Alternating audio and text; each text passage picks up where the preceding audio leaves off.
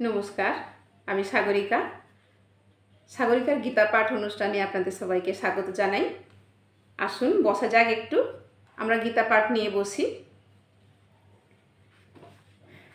কোথায় যেন আমরা পড়ছিলাম, এখানটায় যে কৃষ্ণ কি বলেছিলেন আগের দিন, তুমি যা অনুষ্ঠান করো, তুমি যা আহার করো, যা হোম করো, যা দান করো এবং যে তপস্যা করো, সেই সমস্তই আমাকে সমর্পণ করো। অর্জুনকে বলছেন, যা কিছু করো তুমি, সব কিছু তুমি আমাকেই সমর্পণ করো। হ্যাঁ, এভাবেই আমাতে সমস্ত কর্ম অর্পণ দ্বারা শুভ ও অশুভ ফল বিশিষ্ট কর্মের বন্ধন থেকে মুক্ত হবে। এভাবেই সন্ন্যাস যোগে যুক্ত হয়ে তুমি মুক্ত হবে এবং আমাকেই প্রাপ্ত হবে। তাহলে এইভাবে তুমি তোমার সমস্ত কর্ম অর্পণ করো, তার শুভ অশুভ ফল বিশিষ্ট কর্মের বন্ধন থেকে তুমি মুক্ত হয়ে যাবে। কেমন? আমি সকলের প্রতি সমভাবাপন্ন। কৃষ্ণ ভগবান তিনি কি বলছেন, যে আমি সকলের প্রতি সমভাবাপন্ন, কেউই আমার বিদ্বেষ ভাবাপন্ন নয় এবং প্রিয়ও নয়। কিন্তু যারা ভক্তিপূর্বক আমাকে ভজনা করেন তারা আমাতে অবস্থান করেন এবং আমিও তাদের মধ্যে বাস করি। কারো প্রতি তিনি বিদ্বেষ দেখান না, আবার কারো প্রিয় হন না।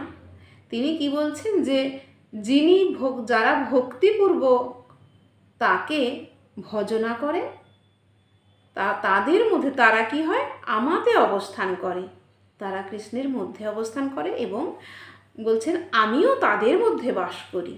কেমন? সকলের প্রতি তিনি সমভাবাপন্ন। অতি দুরাচারী ব্যক্তিও যদি অনন্য ভক্তি সহকারে আমাকে ভজনা করেন তাকে সাধু বলে মনে করবে, কারণ তার দৃঢ় সংকল্পে তিনি যথার্থ মার্গে অবস্থিত।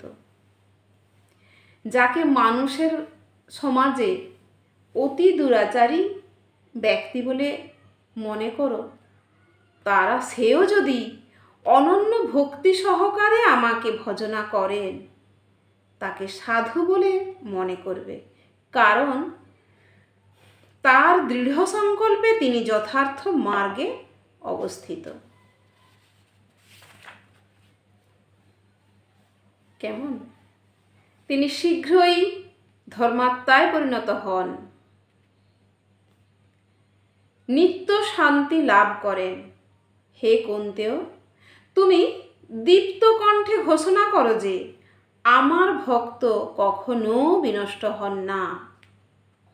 তাহলে তুমি কি করবে? তুমি দীপ্ত কণ্ঠে ঘোষণা করো যে আমার ভক্ত কখনো বিনষ্ট হন না। হে পার্থ, যারা আমাকে বিশেষভাবে আশ্রয় করে তারা স্ত্রী, বৈশ্য, শূদ্র আদি নিজ কুলেও জাত হলেও অবিলম্বে পরাগতি লাভ করে। যারা আমাকে বিশেষভাবে আশ্রয় করে, সে স্ত্রী জাতি হোক, আমরা যে বৈশ্য, শূদ্র আদি নিচকুল জাতি এগুলো জানি, সেই সবগুলো অবিলম্বে পরাগতি লাভ করে। কেমন? পুণ্যবান ব্রাহ্মণ, ভক্ত, রাজর্ষিদের আর কি কথা, তারা আমাকে আশ্রয় করলে নিশ্চয়ই পরাগতি লাভ করবেন।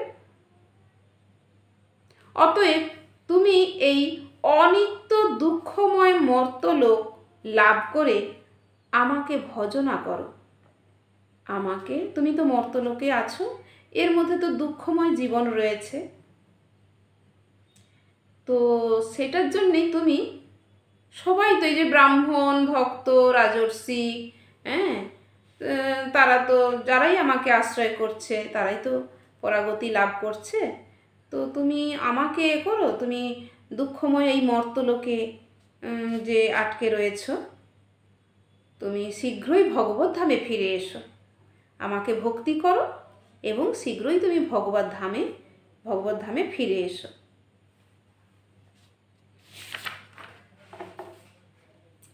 তোমার মনকে আমার ভাবনায় নিযুক্ত করো, আমার ভক্ত হও, আমাকে প্রণাম করো এবং আমার পূজা করো। এভাবেই মতপরায়ণ হয়ে সম্পূর্ণরূপে আমাতে অভিনিবিষ্ট হলে নিঃসন্দেহে তুমি আমাকে লাভ করবে। তুমি তোমার মনকে আমার ভাবনায় নিযুক্ত করো, আমার ভাবনাতে তোমার মনকে নিযুক্ত করো, আমার ভক্ত হও, আমাকে প্রণাম করো।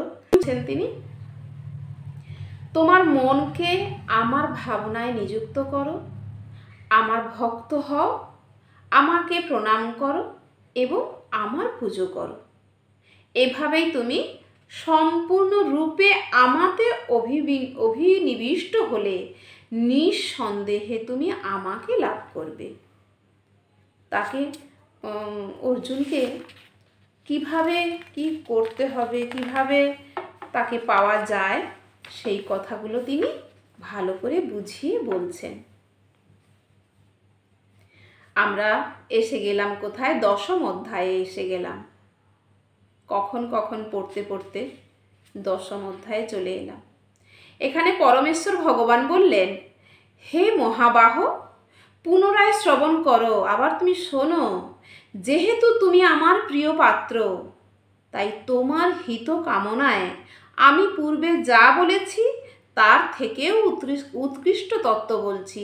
যা এতক্ষণ বলে এসেছি তার থেকেও বেশি কিছু বলছি, তুমি শোনো। কেননা তুমি আমার সবচেয়ে প্রিয় পাত্র, সবচেয়ে আপনার লোক, বন্ধু। তো দেবতারা বা মহর্ষিরা আমার উৎপত্তি অবগত হতে পারেন না, কেননা সর্বতোভাবে আমি দেবতা ও মহর্ষিদের আদি কারণ। যত মহান ঋষিরা রয়েছেন, যত দেবতারা রয়েছেন, প্রত্যেকের থেকে তিনি সর্বতোভাবে তিনি সর্বশ্রেষ্ঠ। এবং বলছেন কি যে সবাই আমার উৎপত্তি অবগত হতে পারেন না, আমার উৎপত্তিটা জানে না, কেননা সর্বতোভাবে আমি দেবতা, মহর্ষিদের আদি কারণ।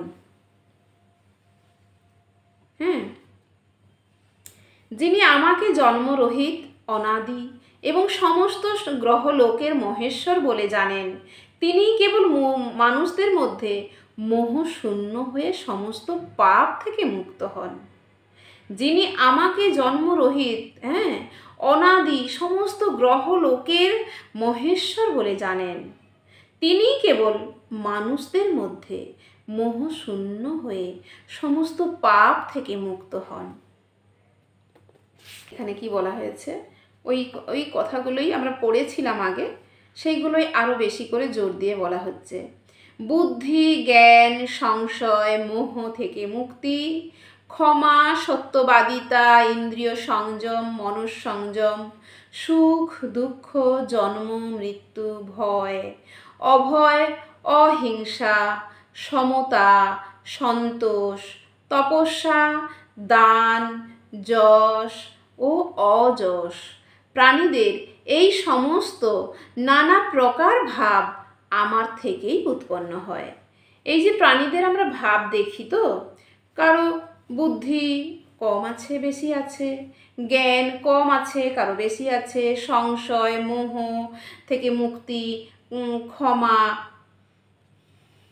সত্যবাদিতা, ইন্দ্রিয় সংযম, মনঃসংযম, সুখ দুঃখ, জন্ম মৃত্যু, ভয় অভয়, যা কিছু সব কিছুই বলছেন কি যে আমার থেকেই এগুলো উৎপন্ন হয়েছে, আমার মধ্য থেকেই, মানে আমি সেগুলো সৃষ্টি করেছি, সেগুলোকে কেমন সব কিছু, এগুলো সব কিছু আমি সৃষ্টি করেছি। সপ্ত মহর্ষি, তাদের পূর্বজাত সনকাদি, 4 কুমার ও 14 মনু সকলেই আমার মন থেকে উৎপন্ন হয়ে আমা হতে জন্মগ্রহণ করেছে এবং এই জগতের স্থাবর জঙ্গম আদি সমস্ত প্রজা তারাই সৃষ্টি করেছেন। সপ্তমহর্ষি, তাদের পূর্বজাত সনকাদির 4 কুমার ও 14 মনু সকলেই আমার মন থেকে উৎপন্ন হয়ে আমা হতে জন্মগ্রহণ করেছে এবং জগতের স্থাবর জঙ্গম সমস্ত আদি সমস্ত প্রজা তারাই সৃষ্টি করেছে। আমরা সেই মনুর কথাটা শুনি তো, মনু থেকে কিন্তু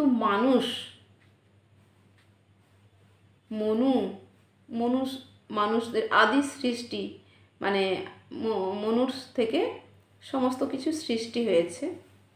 যিনি আমার এই বিভূতি ও যোগ যথার্থরূপে জানেন, তিনি অবিচলিতভাবে ভক্তিযোগে যুক্ত হন, সেই বিষয়ে কোনো সন্দেহ নেই। আমি জড় ও চেতন জগতের সব কিছুর উৎস, সব কিছু আমার থেকেই প্রবর্তিত হয়, সেই তত্ত্ব অবগত হয়ে পণ্ডিতগণ শুদ্ধ ভক্তি সহকারে আমার ভজনা করেন। পণ্ডিতেরা যে এই শুদ্ধ ভক্তি সহকারে তার ভজনা করেন কেন না, আমি জড় ও চেতন জগতের সব কিছুরই উৎস, আমি সব কিছু আমার থেকেই প্রবর্তিত হয়েছে, আমি সেগুলোকে সৃষ্টি করেছি। যাদের চিত্ত ও প্রাণ সম্পূর্ণরূপে আমাতে সমর্পিত, তারা পরস্পরের মধ্যে আমার কথা সর্বদাই আলোচনা করে এবং আমার সম্বন্ধে পরস্পরকে বুঝিয়ে পরম সন্তোষ ও অপ্রাকৃত আনন্দ লাভ করেন। যারা চিত্ত মানে প্রাণ থেকে মন থেকে যারা আমাকে মন প্রাণ যারা সমর্পিত করেছেন, সমর্পণ করেছেন, তারা কি করেন না, পরস্পরের মধ্যে কথাবার্তা আলোচনা করেন এবং তারাই আবার অন্যদের কাছে আমার কথা বলেন। এইগুলো যারা ভক্তিযোগে দ্বারা প্রীতিপূর্বক আমার ভজনা করে নিত্যযুক্ত, আমি তাদের শুদ্ধ জ্ঞানজনিত বুদ্ধিযোগ দান করি, যার দ্বারা তারা আমার কাছে ফিরে আসতে পারেন। তাদের প্রতি অনুগ্রহ করার জন্য আমি তাদের হৃদয়ে অবস্থিত হয়ে উজ্জ্বল জ্ঞান প্রদীপের দ্বারা অজ্ঞানজনিত অন্ধকার নাশ করি। তাদের প্রতি অনুগ্রহ করার জন্য আমি তাদের হৃদয়ে অবস্থিত হয়ে কি করি, উজ্জ্বল জ্ঞান প্রদীপের দ্বারা জ্ঞানের প্রদীপ জ্বালিয়ে অজ্ঞানজনিত অন্ধকারটাকে আমি সরিয়ে দিই সেই সমস্ত যোগী পুরুষদের। অর্জুন বললেন, তুমি পরম ব্রহ্ম, পরম ধাম, পরম পবিত্র, পরম পুরুষ। তুমি নিত্য, দিব্য, আদিদেব, অজ ও বিভু। দেবর্ষি নারদ, অসিত, দেবল, ব্যাস আদি ঋষিরা তোমাকে সেভাবেই বর্ণনা করেছেন এবং তুমি নিজেও এখন আমাকে তা বলছো। সেগুলোই বলছে, হে কেশব, তুমি আমাকে যা বলেছ তা আমি সত্য বলে মনে করি। হে ভগবান, দেবতা অথবা দানবেরা কেউই তোমার তত্ত্ব যথাযথভাবে অবগত নন। হে পুরুষোত্তম, হে ভূত ভাবন, হে ভূতেশ, হে দেবদেব, হে জগৎপতে, তুমি নিজেই তোমার চিৎ শক্তির দ্বারা তোমার ব্যক্তিত্ব অবগত আছো। আমাদের অর্জুন কত নামে তাকে ডাকছেন, হে কেশব, হে পুরুষোত্তম, হে ভূত ভাবন, হে ভূতেশ, হে দেবদেব, হে জগৎপতে। তুমি তো তোমার চিৎ শক্তির দ্বারা তোমার ব্যক্তিত্ব অবগত আছো, তুমি তো জানো তুমি কি। তুমি যে সমস্ত বিভূতির দ্বারা এই লোকসমূহে পরিব্যাপ্ত হয়ে আছো, সেই সমস্ত তোমার দিব্য বিভূতি সকল তুমিই কেবল বিস্তারিতভাবে বর্ণনা করতে সমর্থ।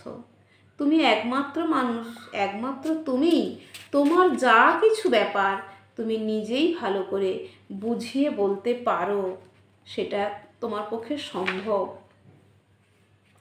হে যোগেশ্বর, কিভাবে সর্বদা তোমার চিন্তা করলে আমি তোমাকে জানতে পারবো।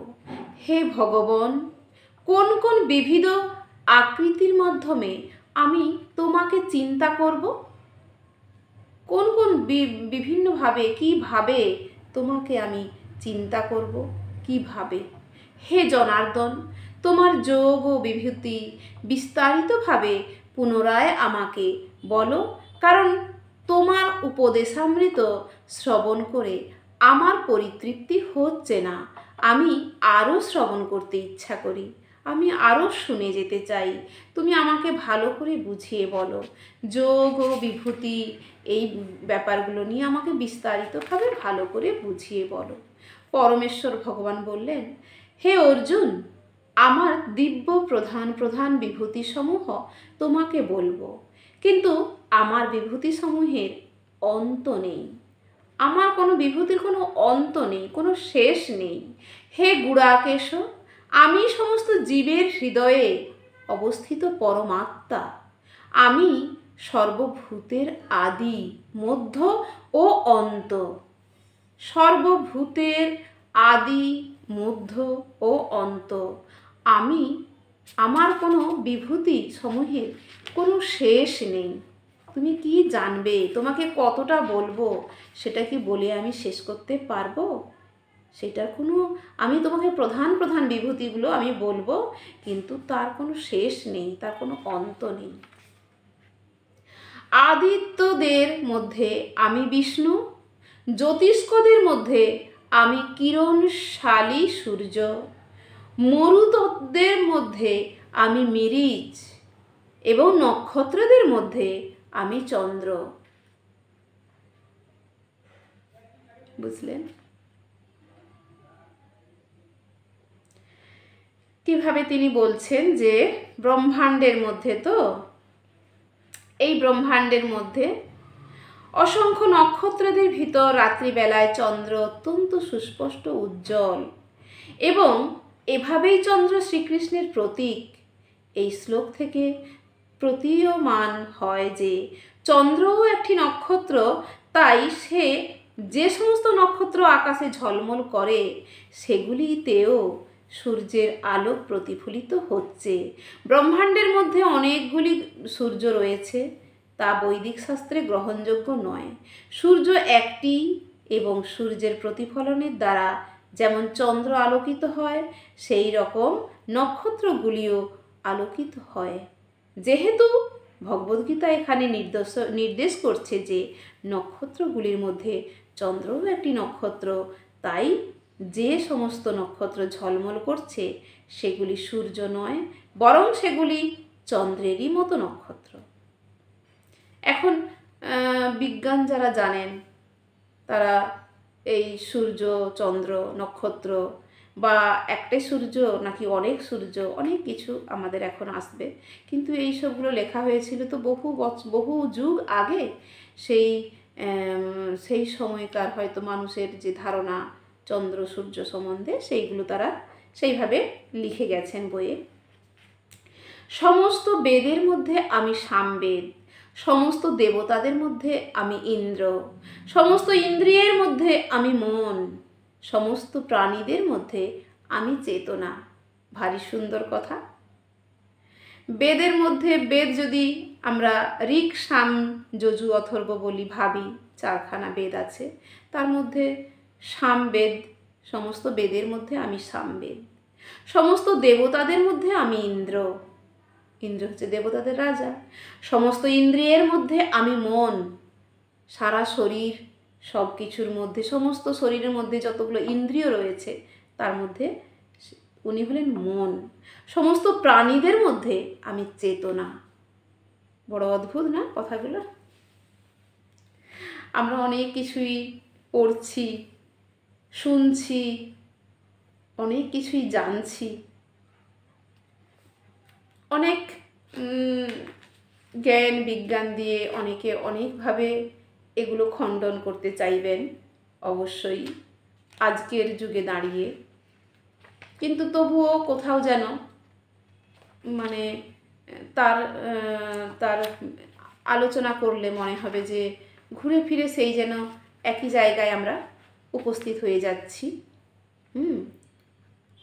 আগেকার দিনের যেটা হয়েছিল, যে ভাবনা নিয়ে লেখা হয়েছিল, যে ভাবনা তিনি ভেবেছিলেন, যে যুক্তি তিনি দেখিয়েছিলেন, যে চেতনা সৃষ্টি করেছিলেন, মানুষের মনের মধ্যে জ্ঞানের আলোক বর্তিতা তিনি জ্বালিয়েছিলেন, অন্ধকারটাকে যিনি সরিয়েছিলেন, হ্যাঁ, তার সেই সমস্ত কথা আমরা আজ বহু যুগ পরে আমরা সেগুলো পড়ছি, আমরা সেগুলো জানছি, আমরা যেগুলো জানার চেষ্টা করছি। আমাদের ভক্তি থাকুক, বিশ্বাস থাকুক, ভালোবাসা থাকুক, আমরা এটা শেষ করি। কেমন? ভালো থাকুন সবাই, আবার পরের দিন দেখা হচ্ছে। নমস্কার। হরে কৃষ্ণ, হরে বল, হরে কৃষ্ণ।